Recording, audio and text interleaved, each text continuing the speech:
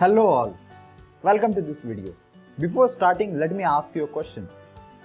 Whatever problems you are facing currently in your life, if you could have known it 2, 3 years or 5 years back, would you be in a better position to handle those challenges? What do you think? I guess most of us will say yes.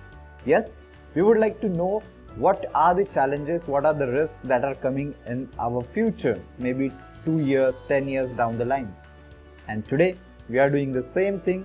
Today we will be analyzing one report from World Economic Forum, which is the Global Risks Report 2023 edition. So let's start first understanding what are the basic concept foundation of this report, and then we will delve deeper into the report. So first, let us understand what is a global risk, or what is a risk per se. So you can see on the screen that global risk, it is a possibility of the occurrence of an event or condition which, if it occurs, would negatively impact significant proportion of global GDP, population or natural resources. So this is a possibility of occurrence such kind of event. One of the events that we have seen in our lives just 2 years back is COVID-19, right? So that is a global risk. The basis of this report is Global Risk Perception Survey, GRPS. So for which around 1200 experts around the world were given a questionnaire, and their expert opinion was asked regarding the outlook. What is the outlook? Outlook means the prediction of global volatility. What is their opinion around the risk and challenges that are coming into the future? What is severity of that? Severity means perceived likely impact over 1 year, 2 year, 10 years. So this report will have three future scenarios, right? Then what are the consequences, the potential for compounding crisis? For example, COVID-19 had very serious consequences on health, right? Then livelihoods, then risk preparedness and governance, so current effectiveness of management. If there is a risk, there is a problem, but we can manage it better, we can predict it better, then that risk, the risk factor becomes little less, right? So how prepared are we? And the qualitative questions on risk. So these are the expert views on new and emerging risks. So this was the overall report, overall questionnaire, overall foundation on which this report builds. So this report published two kind of global risk. It's short term and long term. So short term is about next 2 years. So in the 2025, so what are the risks that people feel the world is going to experience? And over the 10 years, means 2033, what are the risks that people think we will have to deal with? And all these risks are categorized under 5 categories, namely economic, environmental, geopolitical, societal and technological. So for next 2 years, if you can see the risk, first is cost of living crisis. So many people, most of the respondents think that there is a cost of living crisis. What is it? The inflation is continuously rising, right? So the required thing for, let's say, the necessities, basic necessities, food, shelter, cloth, education, health. So the cost is increasing. So how to cope up with that, right? That is a challenge. Then second is natural disasters and extreme weather events. Third is geo-economic confrontation. Fourth is failure to mitigate climate change. Fifth is erosion of social cohesion and societal polarization. Sixth is large-scale environmental damage incident. Seventh is failure of climate change adaptation. Eighth is widespread cybercrime and cyber insecurity. Ninth is natural resource crisis, and 10th is large-scale involuntary migration, right? So if you can see, first and last, that is societal, the color is red. The green are the environmental risks. And if you see overall 10 year, in 10 years 2033, people think that 6 out of 10 risks would be environmental. And currently we all are experiencing extreme weather events. There is extreme flood, there is extreme heat waves, cyclones, hurricanes, right?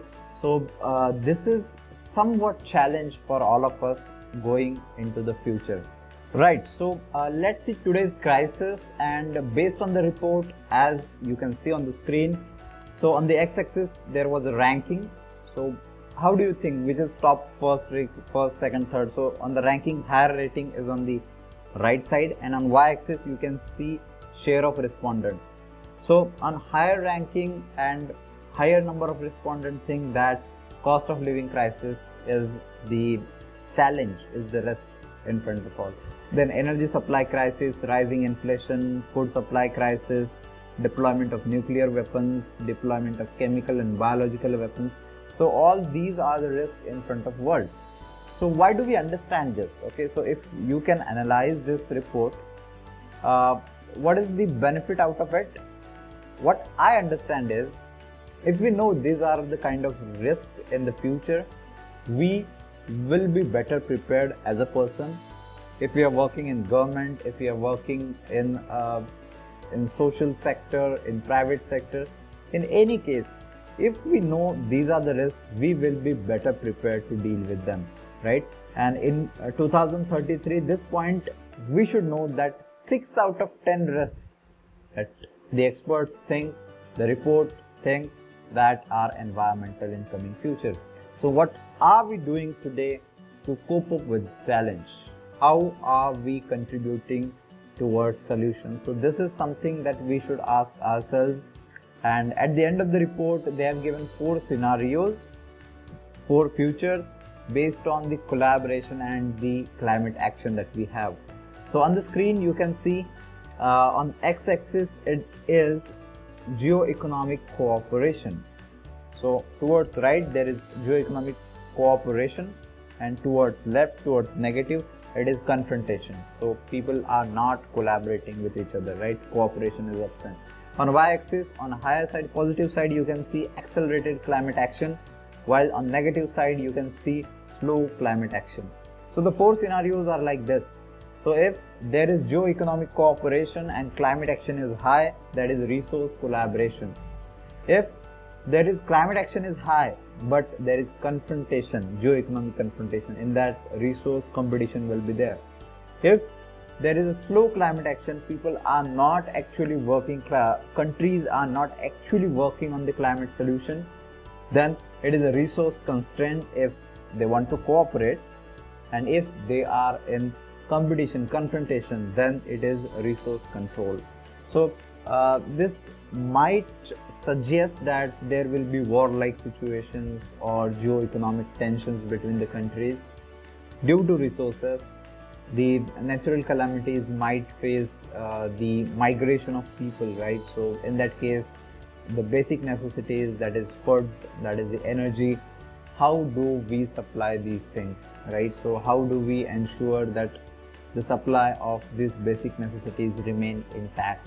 So these are some of the things that we need to plan, right? The resilient future. So I guess this will be useful. So before ending this video, let me also show you the report, how it looks. So this is global risk report, you can see from World Economic Forum. This is the content, global risk of today, then in 2033, that is 10 years advance, then the 4 emerging futures that we discuss at the end of the video, right? So the methodology is explained, executive summary is there, you can see all the risks are explained in much more detail. So it's better if you can read this report and understand this by yourself for better and deeper insights. So as you're watching this video till end, I thank you so much for your interest and your contribution towards understanding these issues in much more detail. Thank you so much. Have a great day. We will meet in another video. Take care.